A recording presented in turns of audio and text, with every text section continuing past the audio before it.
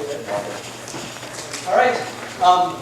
It's a great honor to have Professor Ashvin Vishwanath here from Harvard University.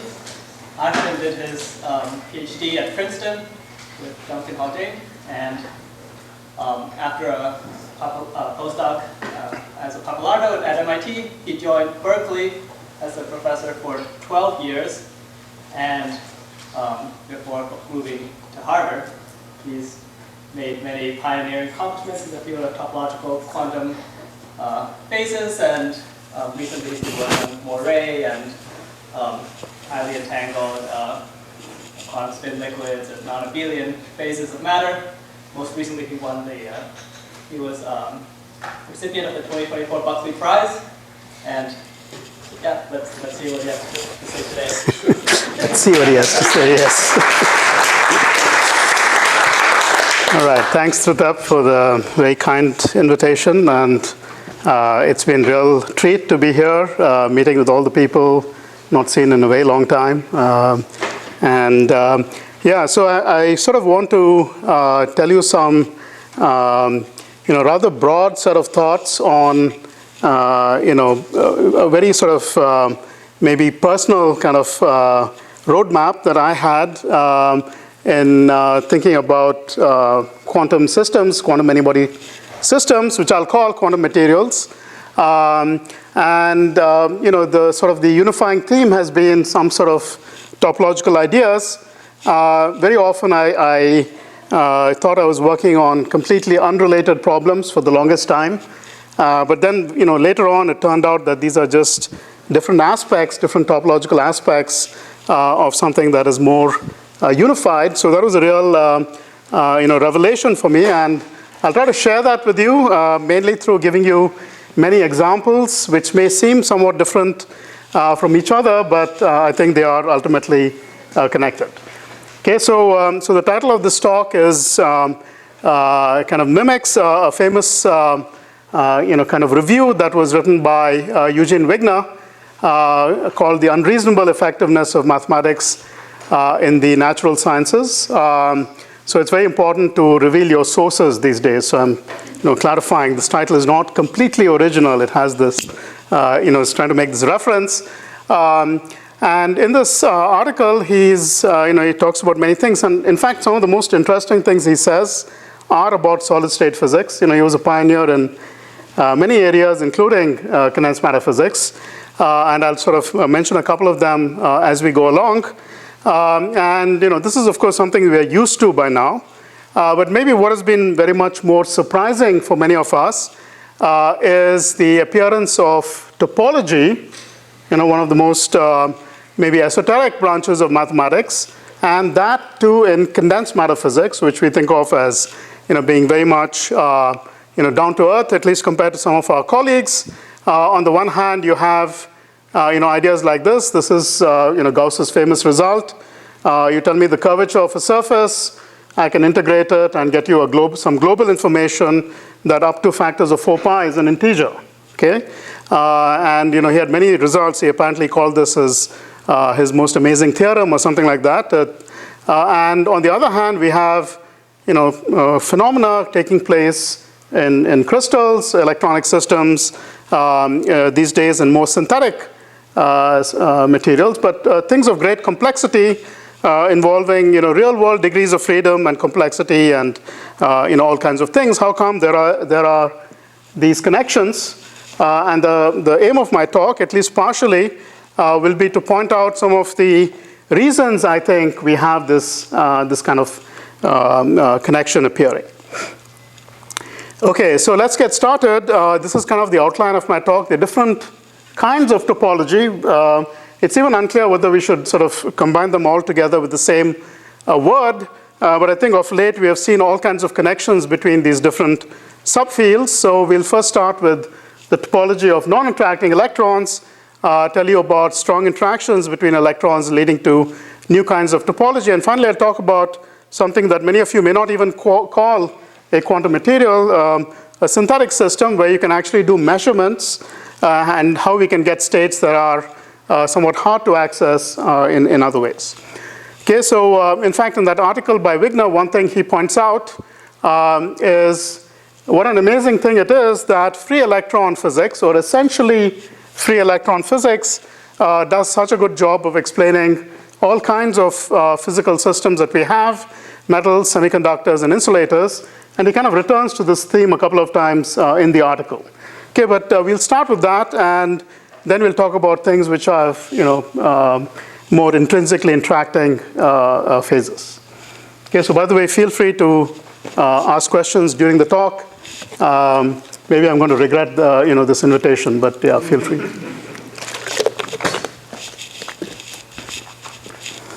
Okay, so yeah, so just for people who are in different areas, this is really the setting. We're thinking about electrons moving through a periodic lattice, a crystalline lattice, and just from that, in that setting, you can get a variety of behaviors. You can get metals, you can get insulators, depending on whether you can fill up these bands completely.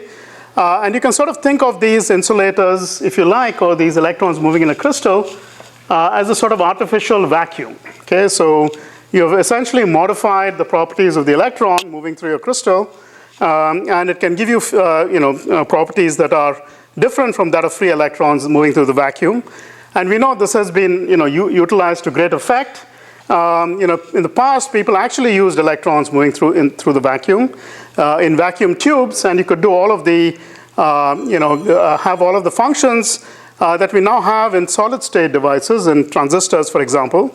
It's kind of interesting to read the history of when people made this transition, because if you like, this is really going from one vacuum for the electrons to another vacuum where you have more control over the properties of your electron. Okay, and one of the big, most amazing things that people found with the new devices was you don't have to wait. You don't have to wait for those vacuum tubes to heat up. As soon as you switch them on, it was a go. Right? So there are these kind of advantages. There are other more quantifiable advantages. You can modify the effective mass, for example, of the electron. You can change the sign of the charge carriers, go from electrons to holes, and so on. You can make all kinds of quantitative distinctions to the properties of the electron. Okay? And this, of course, has been the basis of a lot of the progress that we have had in the electronics industry. Okay, but the question I want to ask is, those are quantitative distinctions. Can you make qualitative changes to the behavior of electrons? And I'd say that's really what has been exciting over the past couple of decades. That, in fact, if you look at the equation of electrons moving through a crystal, this is sort of a semi-classical picture where you have both momentum and position. We're going to talk about them both in the context of a wave packet. You have these equations of motion. Looks pretty much like Newton's equations. There's a Lorentz force and the electric field. There's a modified effective dispersion coming from the lattice. But those are the quantitative distinctions. Okay, the new thing that you get is a new term, which in fact, if you like, it actually makes these equations a little more symmetrical. In the past, there was no such term for the velocity. Now there's an anomalous velocity term that now refers to a new kind of magnetic field, the script B, which lives in momentum space.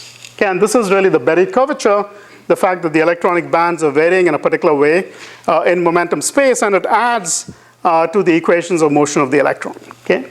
And once you have this, it's easy to kind of convince yourself that you can get, for example, qualitatively new phenomena. For instance, a property of this this effective magnetic field is that if you integrate it over the entire Brillouin zone, over momentum space, it's quantized to an integer, very much like this other curvature when integrated over a closed surface is quantized to multiples of 4 pi times an integer. Okay, so this is, in fact, has a direct physical meaning. It's nothing but the quantized Hall conductance, which you get when you apply, for instance, initially, in the first instance, magnetic field to a gas of two-dimensional electrons, a low-density gas of two-dimensional electrons that are fairly clean. And that was the amazing discovery of von Klitzing, which showed that this Hall conductance, in this particular case, the Hall resistance, is quantized to the integers. Okay, so this is one of the first appearances of topology. It's really a topological distinction between the phases classified by these, indexed by these different integers. And one of the most amazing things, of course, that is that despite being in a system with disorder and so on and so forth, you get a quantization of this Hall conductance to a very high accuracy, so 9 zeros or 8 zeros before before you see some variation from these fundamental constants. Okay, so the previous slide, that was known before Berry, and then it just got named Berry's term afterwards? Or? Well, yeah, that's right. This is actually before 1980s, right? And actually, Bob had the previous one. This extra piece, when was that? Yeah, the Luttinger, I guess that was before Berry, yeah. Okay, yeah. The fact that it's quantized and all that that's when you know more about the Berry connection. Yeah, but in fact, the TKKN, which talked about quantization of the Hall conductance in band structures, was contemporaneous with Berry around the same time, within a year. Okay, so that's one answer that many of us would associate with the connection between topology and real-world phenomena, like in quantum materials. It's really the stability of topological invariance of things that are topological. This stability is something that's extremely good if you want to make a prediction in a dirty system or in a system whose details you do not know completely. And that's why these kind of Hall measurements, despite being made and things that look like this, they end up giving you this beautiful connection to, for example, the fundamental constants. Okay, so kind of expanding on that, why are we going back to this topic now? That was 45 years back.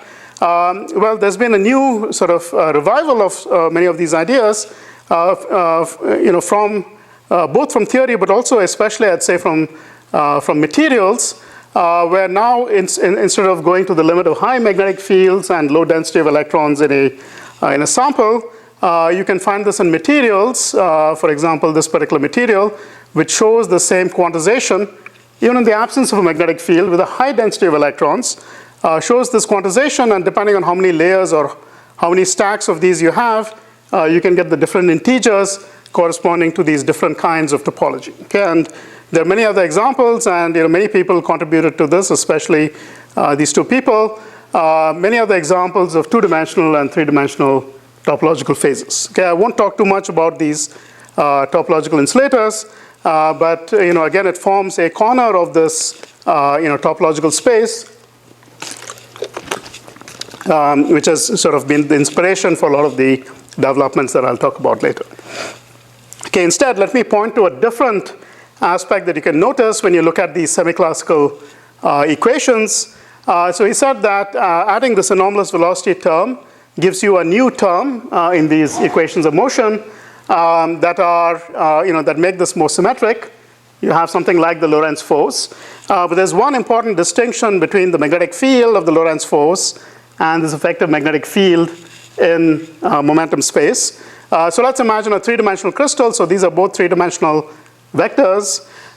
This script B, the Berry curvature, can actually have a divergence. Okay, you can have magnetic monopole configurations of this dual magnetic field, if you like, which we are told we are not allowed for the regular magnetic field. There are no magnetic monopoles.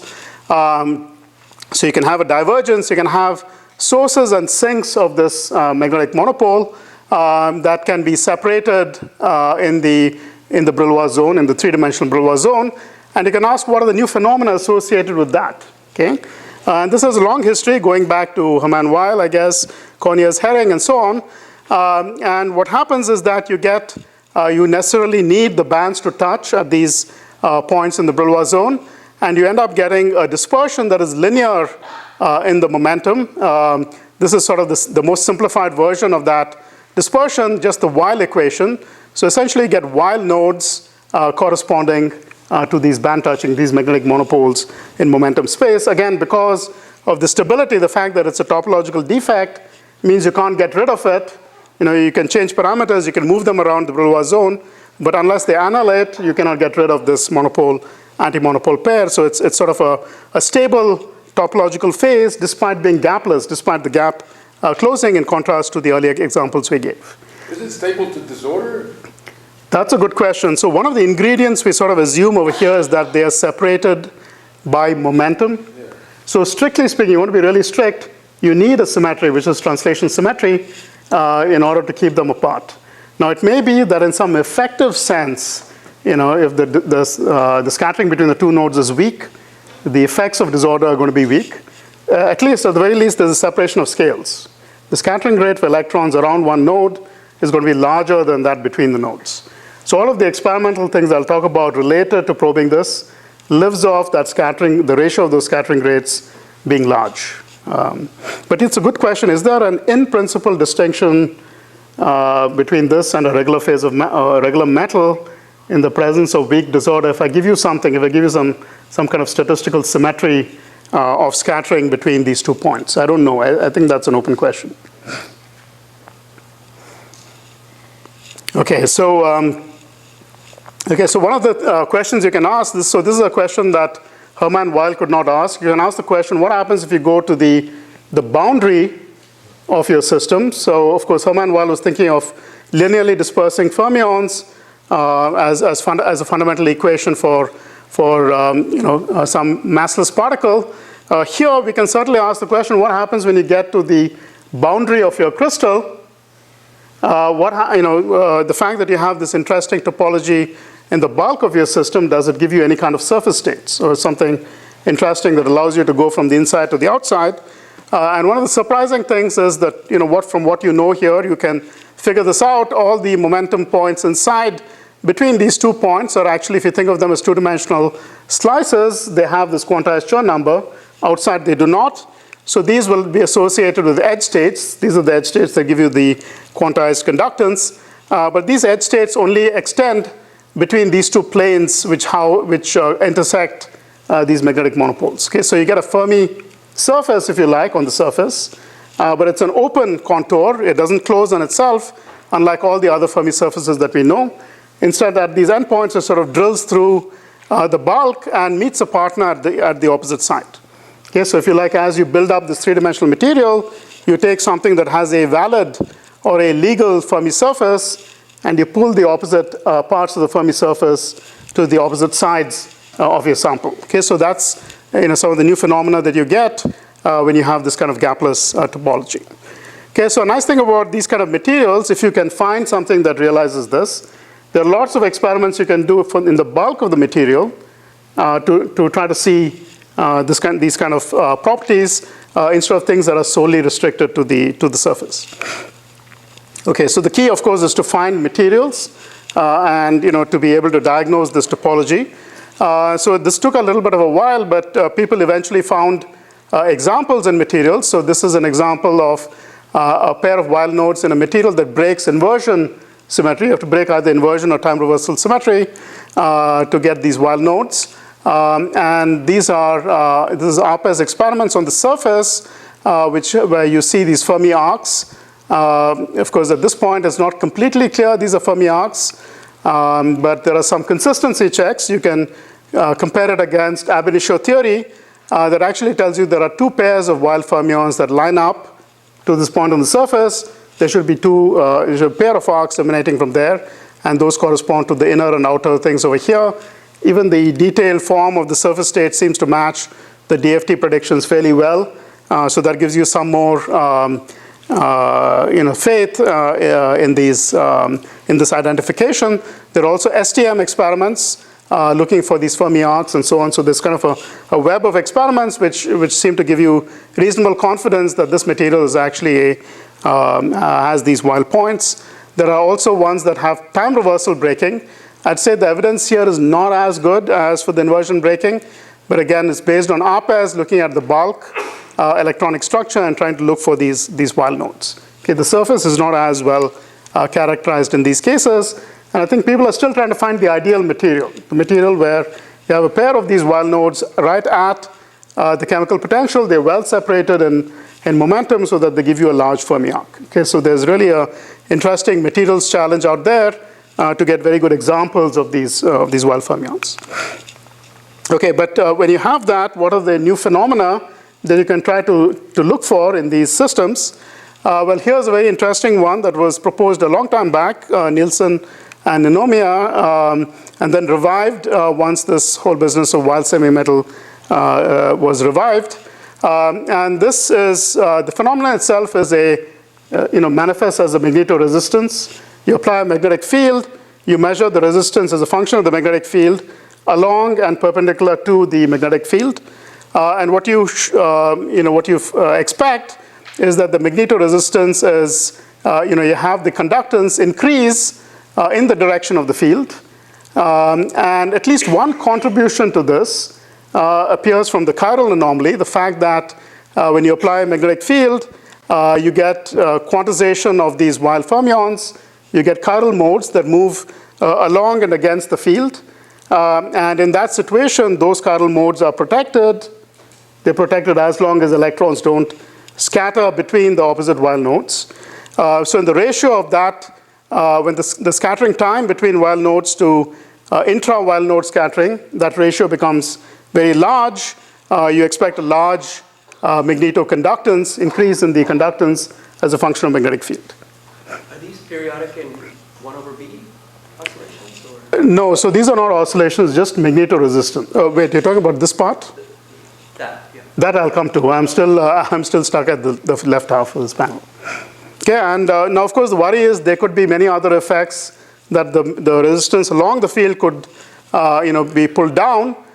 People propose something called current jetting as a way to, as something that would mimic this result, even though you didn't have this chiral anomaly. But there are tests, people have tried to eliminate this current jetting using something called a squeeze test, which at least to me seems fairly reasonable. So it's possible that, in fact, this increase in conductance is actually due to this chiral anomaly and the Weyl fermions. Okay, there are other effects that you can look at. For example, the fact that these surface states are unusual.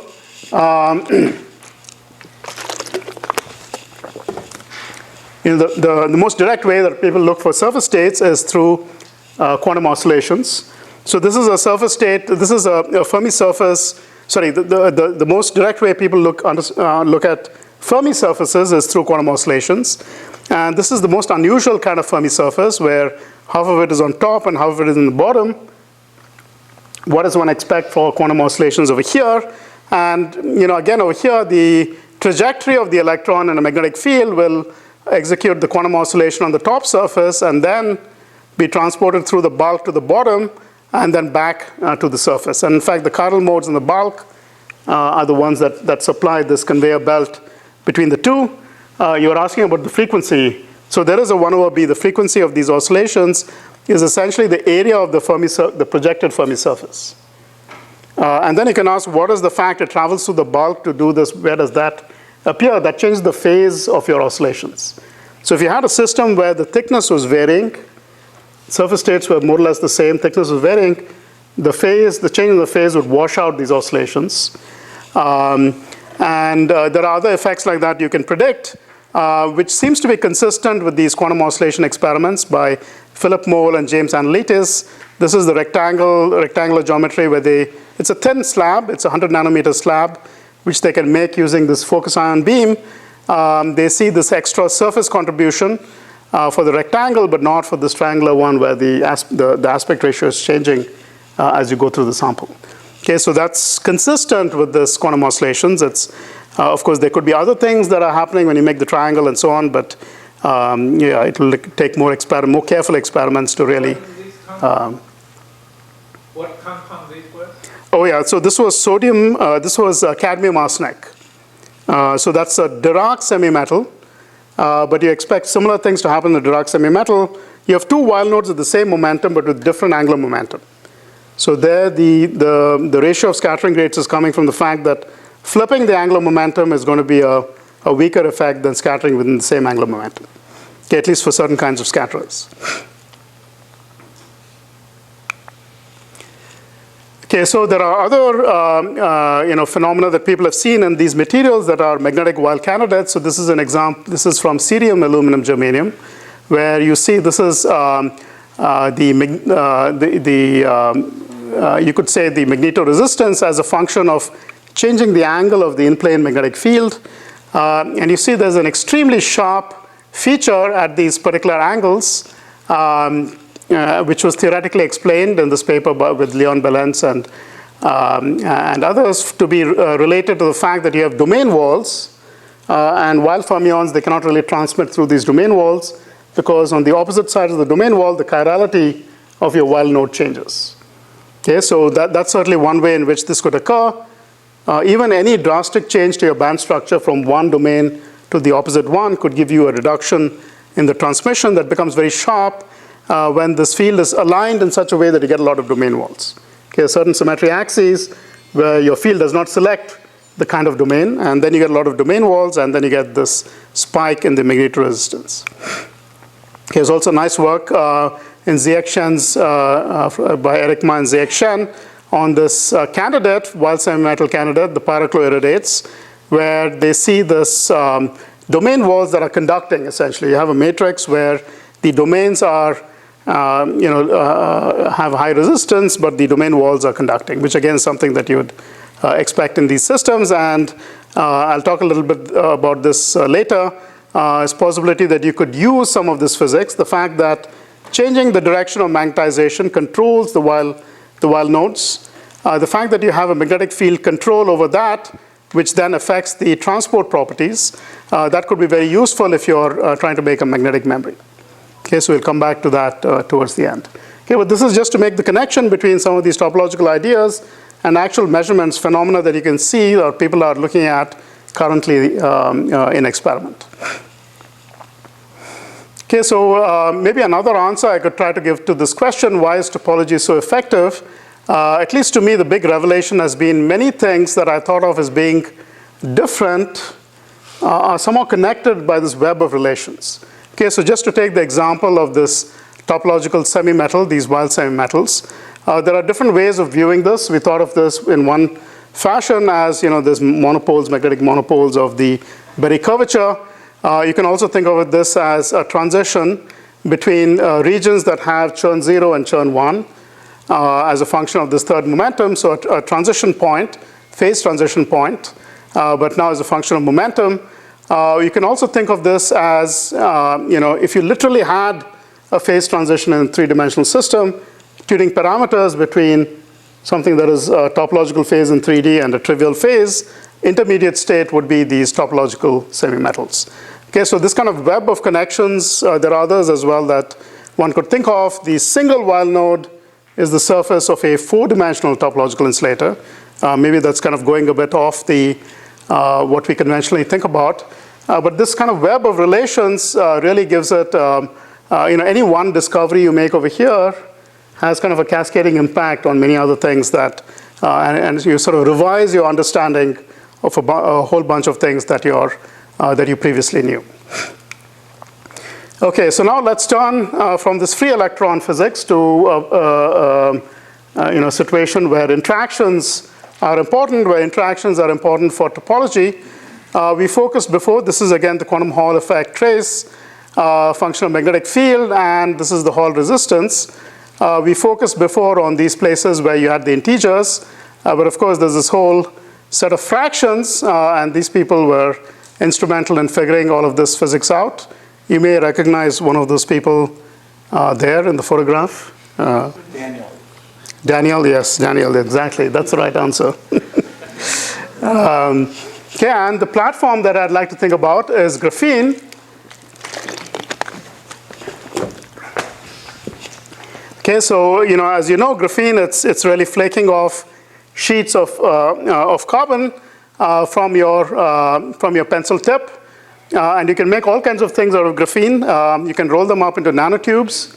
You can get really strong nanofibers, maybe not as strong as the nanofibers over there, but pretty strong. But what we will be interested in is taking sheets of graphene and twisting them.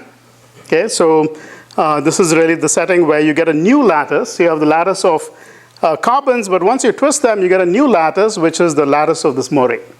Okay, and we'll be interested in the properties of electrons moving through this moire potential, how you can modify, once again, just like it was done to begin with in the context of transistors and in the context of semiconductors and going to devices like the transistor, how this new modification of the electronic propagation through this moire lattice could give you new effects.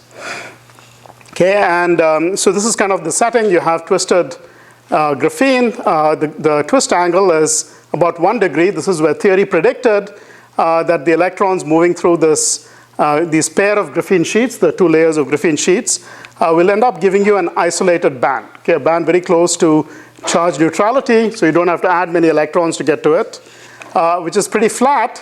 And in this setting, the interactions between electrons will be very important. And exactly what will happen once you add the electron interactions is not very clear, but it was believed to be an exciting place to look. And experimentally, this is the famous kind of phase diagram that was discovered. I'll try to guide you through this a little bit. On the bottom is the band filling, how much of the band is filled per unit cell. So usually the band filling will run from no electrons to 2 electrons. But in this particular case, there are additional degrees of freedom. One of them is the valley. In graphene, you have these 2 valleys that have these Dirac fermions. There's an additional factor of 2 that actually turns out to be very important. There's a touching of 2 different bands that are present in these flat bands. So all in all, you go from completely empty, that's shown as -4 over here. You completely empty out this band to completely full, that is +4. Okay, and on the way, you can tune this electronic density simply by changing a voltage. On the way, all kinds of marvelous things happen. Many of these things we still do not understand. For example, near the filling of -2, you see a superconductor. Transition temperatures are a couple of Kelvin, but this is nothing to scoff at, because if you look at the energy scales of this moire lattice, everything is down by a factor of about 1/60. Okay, the small parameter over here, the small angle. So in some sense, you should multiply this transition temperature or this energy scale by a factor of 60, and then we are talking about things that are, we would have called high TC if they had occurred in a crystalline material. Okay, so of course that is a big mystery, the superconductor over here, but there are many other things going on. And very early on, when we looked at the electronic structure of these bands, we noticed there's something topological, in the sense that if you preserve all of the symmetries of your system, there's no way to reduce this down to something like a Hubbard model. You can't find well-localized Vanier states that you can then talk about the interaction of electrons sitting in those Vanier states. There's an obstruction, and similar kind of obstructions occur for these topological phases. So there's something topological there, which is sort of descending from the fact that you had these Dirac fermions of graphene moving through this periodic kind of structure. Okay, so of course the manifestation of that topology was most clearly, was seen most clearly, actually beginning with some very nice experiments over here by Aaron Sharp and in the Goldhaber-Gordon lab. So they looked at a filling of 3, and there's some other details that I won't get into in terms of substrate and so on. And when they look at this particular filling, even though they do not apply a magnetic field, they see a Hall effect. Okay, so it's something called the anomalous Hall effect. It's not quantized yet.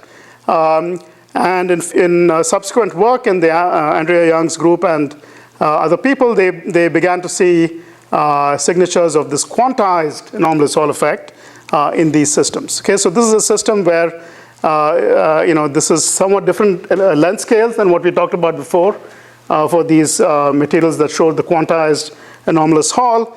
But this is a system with a lot of potential, okay, because one of the key things you can do over here is that you're not stuck at this filling of 1.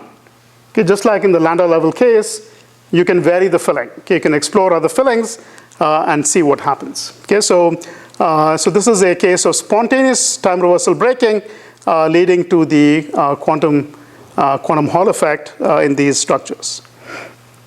Okay, so you can go and look in a little more detail at these flat bands. And besides the fact they have something topological, there's at least one limit where they actually look very much like the lowest Landau level. Okay, and the way to characterize them is through these 2 quantities. One of them is the Berry curvature, which we already saw. There's another quantity which is called the quantum metric. Roughly speaking, it tells you how much the wave function changes as you change the momentum in your Brillouin zone. Okay, if that wave function didn't change at all, at least the periodic part of the wave function does not change at all, then this metric is 0. But if it changes a lot, if it changes significantly, then this is a measure of that.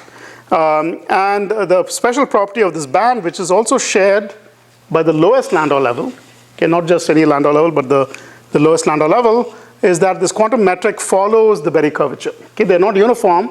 In that sense, they're different from the Landau level, but if there's a variation of the Berry curvature, the quantum metric is following it. Okay, and in that setting, many people, including us, argued that this is a very good place to see the fractional quantum Hall effect if you fractionally fill this band. A few other caveats have to be satisfied. The dispersion should not be too large, and so on and so forth. But this is a very favorable kind of setting for seeing the fractional quantum Hall effect in a Chern band. So just the Chern number does not guarantee that for you. You need something in addition. So the hope would be that if you start from this place where these experimentalists have already identified a Chern band, and you begin to partially fill it, go between 3 and 4, that's good hunting ground for looking for this fractional quantum Hall physics without an applied magnetic field. Okay, so there was an experiment that was done along those lines which explored this region. This was an Amir Yacobi's group. They used a local probe, scanning probe, and the advantage of these local probes is that even if you have an inhomogeneous system, only parts of the system are actually favorable to stabilizing your state. You can actually go and probe those local regions. Okay, and what they saw is, of course, they verified, if you like, this line over here. This is a plot as a function of density and magnetic field. And the straight lines over here refer to places where there is a maximal gap. These straight lines, the slope of this line is essentially the Hall conductance. Okay, so having the first integer over here being 1 tells you this is an integer quantum Hall state with Hall conductance 1. This is kind of in a way confirming the previous result in the transport measurements. But they could do more. They could go to these other states where you see this fractional slope. Okay, and these correspond to these fractional quantum Hall states. Okay, now the bit of the fly in the ointment is that you need a finite magnetic field in order to stabilize this. Okay, you need about 5 Tesla of magnetic field before some competing state goes away and this switches on. Okay, but if you really think about the electron densities involved over here, if you had to get fractional quantum Hall with this electron density, you would need 25 Tesla. So at least there is a sort of gain. You're getting something out of this weak, a factor of 5 promotion in the strength of the magnetic field by having this topological band structure. Okay, so that was kind of one of the first sightings. That's what the data actually looks like. I just showed you the lines, the guide to the eye. But since then, there's been a very rapid progress. And I think last week I heard that Xiaodong Xu was here talking about seeing the fractional quantum Hall effect in zero magnetic field in MOT2, a transition metal dichalcogenide bilayer. And I think next week you're going to hear from Long Zhu, who also saw this in 5 layers of graphene, who saw some of these fractional quantum Hall states. So here, this is the MOT2 experiment, where in zero magnetic field, they see the fractional quantum Hall states 2/3 and 3/5. Okay, and they also have other, this is the transport evidence. They also have other evidence coming from optical probes. This is sort of one of the most exciting areas where interactions meet topology. Okay, one of the things I want to point out is that in this particular setting, the twist angle actually tells you what the effective size of the unit cell is. And if you were to recreate the same thing with regular magnetic fields, you'd have to apply 160 Tesla to do the same thing. Okay, so this is really some of the hope of seeing fractional quantum Hall effect physics without a magnetic field. You could boost all the energy scales. So this is a promising sign. I should say not all the gaps are consistent with this very large field, because things are not as ideal as in the quantum Hall effect. But in fact, this is sort of going, pushing the range of physical parameters where you can see these effects.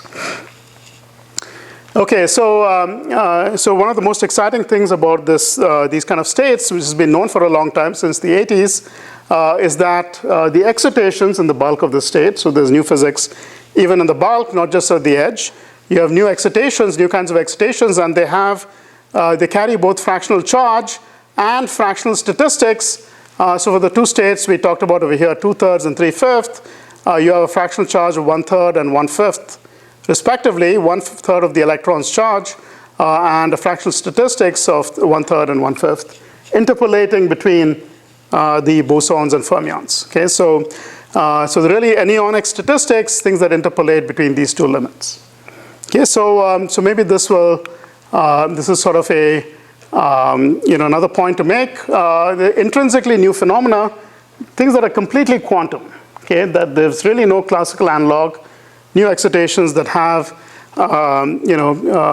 new kinds of statistics, and this is certainly something that will, for theorists, is really extremely exciting. What are the ingredients in a quantum many-body system that give you intrinsically quantum phenomena? And many of these topological aspects of quantum materials have that flavor to them. Okay, so we talked about how these anyons have fractional charge and fractional statistics, but you could try to go one level further.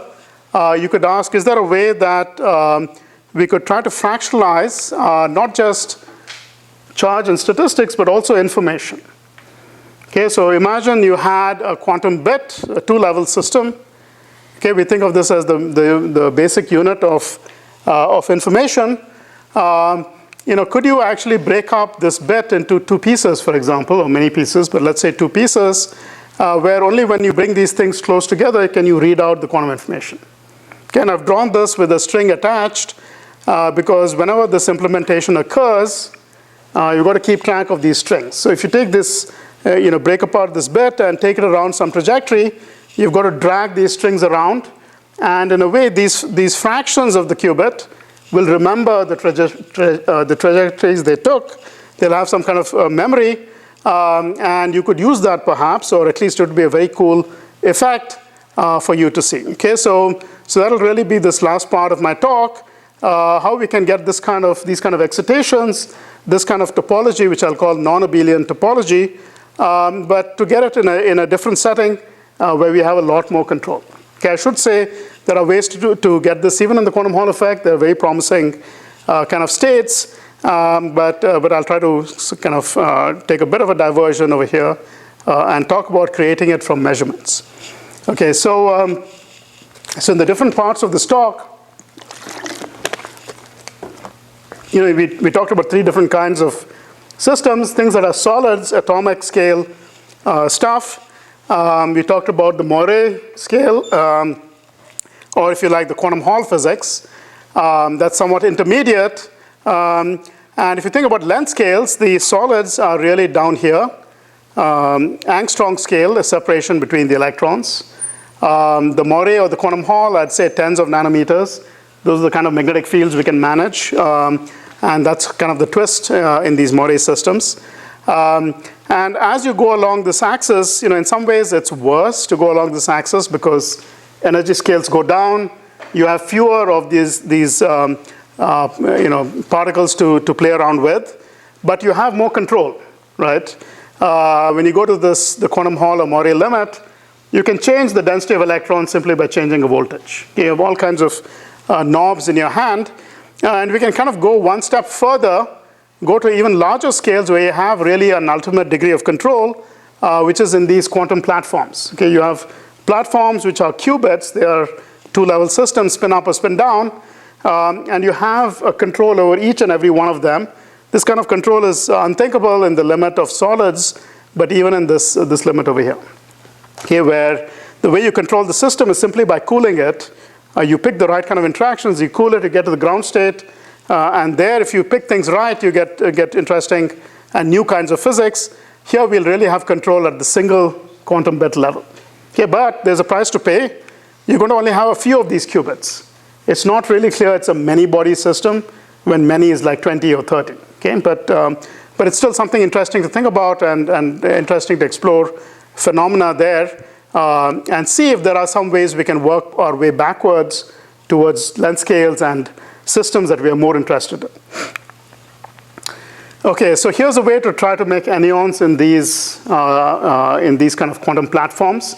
The simplest setting for these anyons, there's of course the fractional quantum Hall effect, but there's a a different approach if you're in a lattice system where on every bond of every side of your lattice, if you like, or every bond of your lattice in this particular case, you simply have a spin. Spin is either up or down. That's kind of the rules of the game when you're talking about these quantum processors. You simply have these bits. And if you had a Hamiltonian that looked like this, I won't go through the details, but essentially there's one term. What it likes to do is that if I graphically map all the downspins to lines, it likes to enforce configurations that form closed loops. Okay, so that's like a constraint. There's another complementary term that gives you quantum superpositions of these constraint configurations. So in fact, you can solve this Hamiltonian exactly and find the ground state corresponding to that, to this many-body system, has a very simple graphical representation. It's simply sum over all closed loops with equal amplitude. Okay, and this turns out to be a state of matter or a state that supports anyons. Okay, it supports a certain kind of anyons. The anyons turn out to be ends of these closed loops. Cut open a closed loop, you get two ends. Those are the anyons, and they're excitations, of course, but they have fractional statistics. Okay, so that is the idea for the simple Kitaev toric code, kind of abelian anyons. What do we do to get non-abelian anyons? Okay, now in the most general setting, it's quite complicated, but there is one model that I can, that's easy to explain.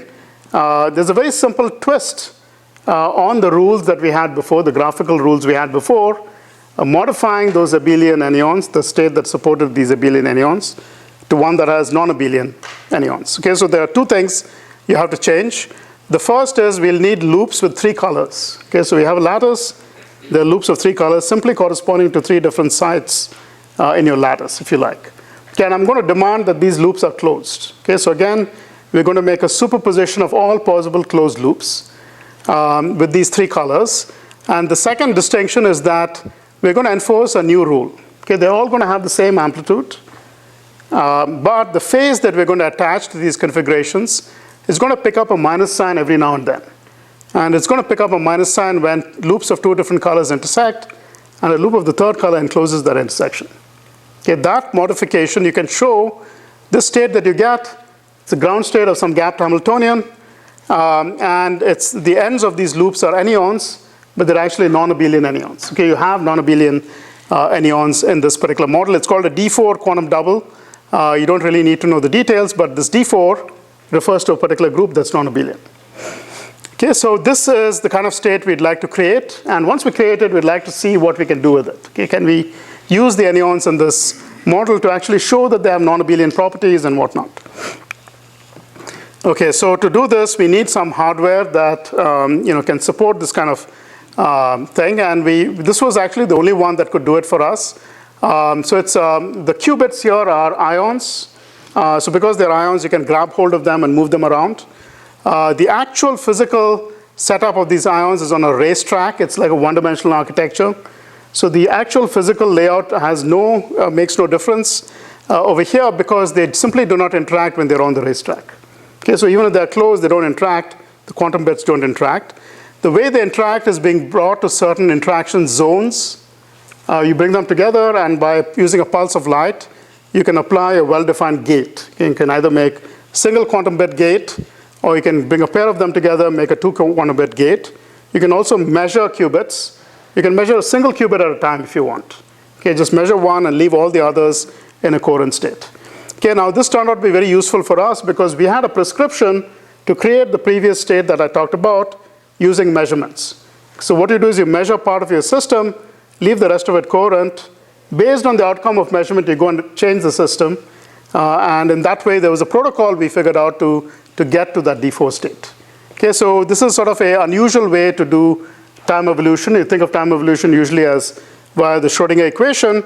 But in fact, there's a second way to do time evolution, which is through measurement. You don't think of it as time evolution. You think of it as getting information from the system. But in fact, it's a perfectly valid way of modifying your wave function. Okay, so this particular platform had the ability to do mid-circuit measurement with conditional logic. Okay, what that means is that they can measure some of the qubits in the middle of the computation. Based on the outcome of that measurement, you can change what you do in future steps. Okay? You can change unitary operations or gates that you do in future steps. Okay, that's exactly what we needed in order to do the what I'll talk about. They also have all-to-all connectivity, so we can think of our qubits as being on any geometry you want because you define the geometry.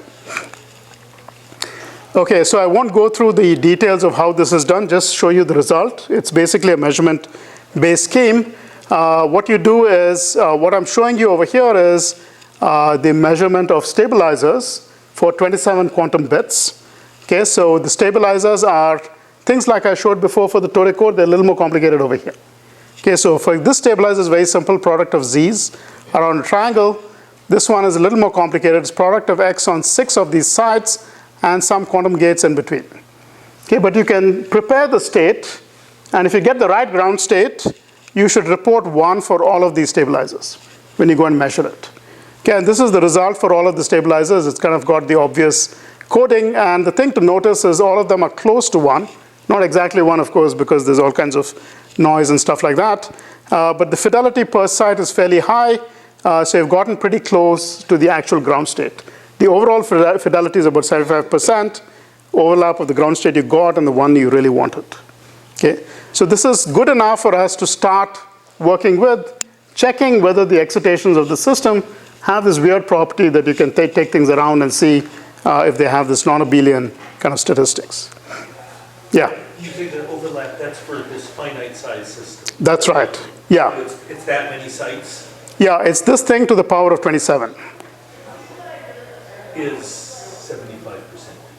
Yes. Does it work out? Yeah. Yeah. Actually, I think, I think you can do slightly better for the full state. Yeah, this is going to be actually smaller if you take this. This is what, 1.6, right, to the times 27. Yeah, no, it's close. I think it's roughly that, yeah.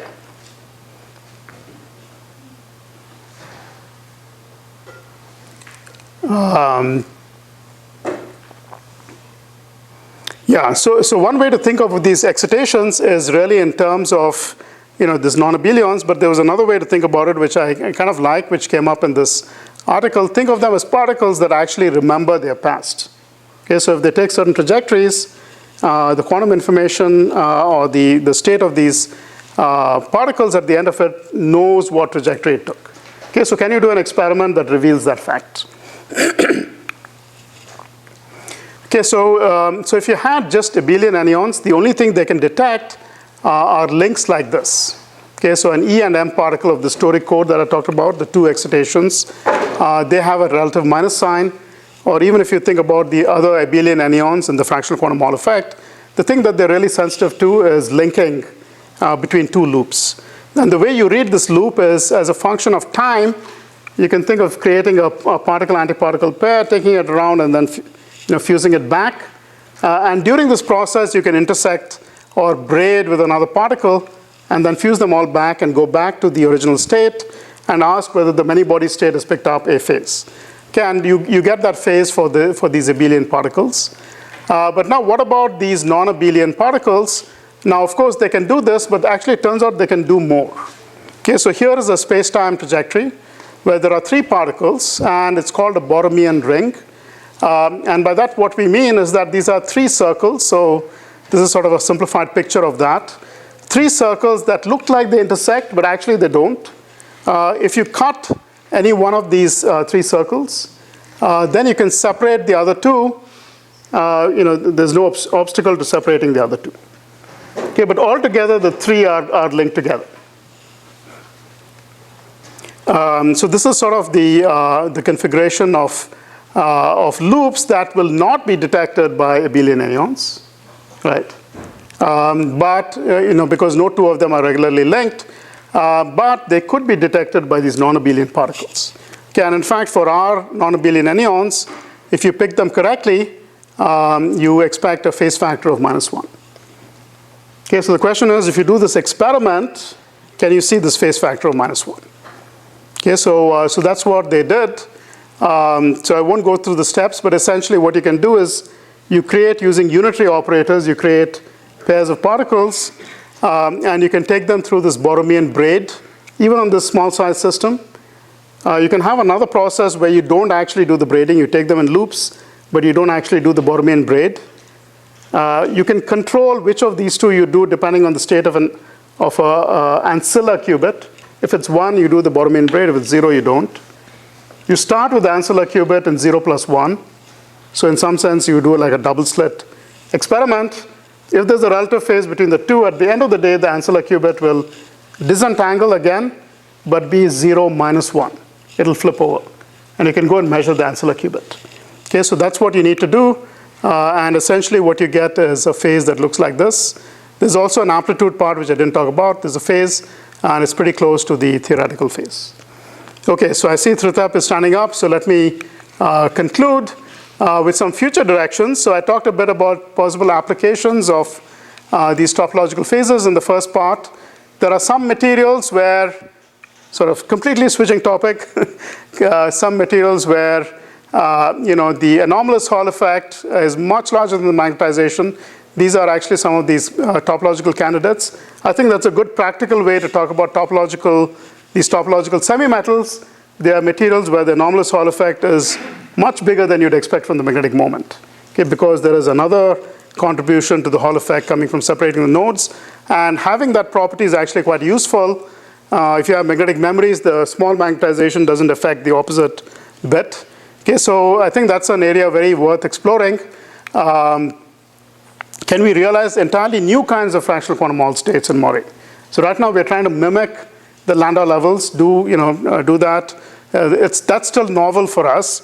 But now with all these examples, we'd really like to ask if there's new energetics over here, not available in Landau levels for us, but still interesting, still fractional quantum Hall. Okay, and finally, I think this measurement-based stuff is an example of topology very far from equilibrium, and how far can you go? Can you really think of different ways of cooling, essentially keeping quantum coherence, but not actually going to the ground state, low temperature ground state of a many-body system? Okay, let me end over here.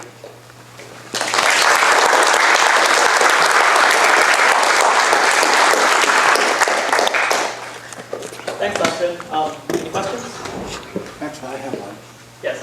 So, in the first half of your presentation, you're talking about various ways one particle can move in a potential.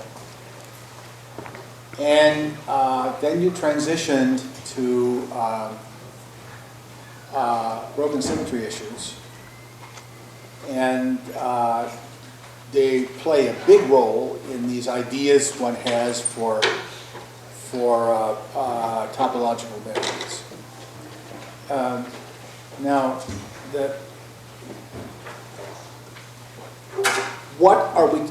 I'm very confused about using the same word for two different things. And so topology of electrons moving in potentials, that's, I understand that, that's pretty trivial. And the broken symmetry states are not trivial, but you sort of have to get them. You have to get the broken symmetries to happen.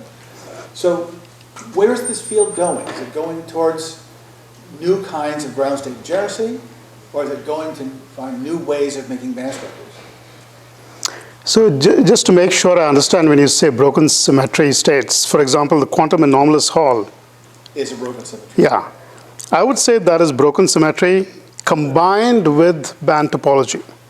So I could imagine having a magnet, where you do not get, magnetic insulator where you do not get quantized Hall effect versus one where you do. So you're absolutely right. There's a new ingredient which is very important, the broken symmetry. And it has physical, various kinds of physical implications, like maybe that's what you meant by memories. You can have domains, you can have domain walls. But if it was not for the topology, you would be missing some of the physics as well. So I would say it's a combination of broken symmetry and topology.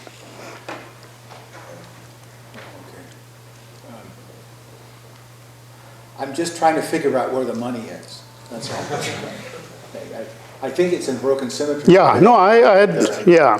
But I would say even within broken symmetry, there are two kinds. There's the boring kind, and there is the one where the money is in. Let's do that. Yes, let's do that.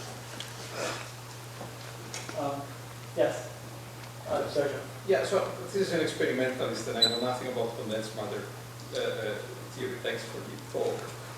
But I want to ask a philosophical question that comes from your first slide. That Wigner thing. You know, I read that paper many times, and I still don't understand what the connection is. It's clearly there is a, you know, empirically there is a connection, but math I would think is something we think in our brains, and the physical world is whatever the physical world is. So is there a theorem, for instance, that says that any branch of math eventually is going to have an application in physics, say knot theory or game theory or this kind of, anyway, yeah, that's a philosophical question. You haven't answered that. You started. Yeah, I approach from the other side. I'm astonished that anything has an application, and I want to understand why. I think you're more optimistic, or maybe a more like, just seeing the. I'm not Yeah. claiming that. No, I would say I'm kind of astonished there's this connection, but I think some of the same key elements. Topology is very much about, the details somehow do not matter to the topology. And in condensed matter systems, there are so many details, so many things are changing. The stuff that really rises to the surface has to be very, very kind of, it has to be very robust. And this is one way to do that. So there I feel there is, even at a very like crude level, you feel there is a connection. Now, number theory or something, maybe people do talk about those connections, but it gets more and more like, I don't know if there's this one line summary, except for the fact that maybe everything is related to everything else, and we just have like this microscopic vision, so we can't see those connections. Yeah, so I wanted to connect the second part and third part of your talk. So my question is whether there is a path toward realizing these chiral topological order, like fractional quantum Hall states through measurement, or rather whether this is even worth trying to obtain. Yeah, so you need some more ingredients there. So the same scheme, you need to make two copies. So you can think of it like this, that churn 0 you can make, but you can imagine taking something which is churn 1 and churn -1 and getting to that through a shallow circuit or a short time evolution, and then throwing away one of those copies. So if you have the ability to throw away one of the copies, and you can't really do it with digital circuits, you need like continuous time evolution. So if you give me those two, it's as easy to make chiral phases of certain kinds. So again, it'll become what kind of topological order. So if you want Fibonacci anyone, it's very hard to make. We don't know how to make it. But like the more conventional abelian states, even the Pfaffian topological order, you can make like this, at least if you have these other ingredients.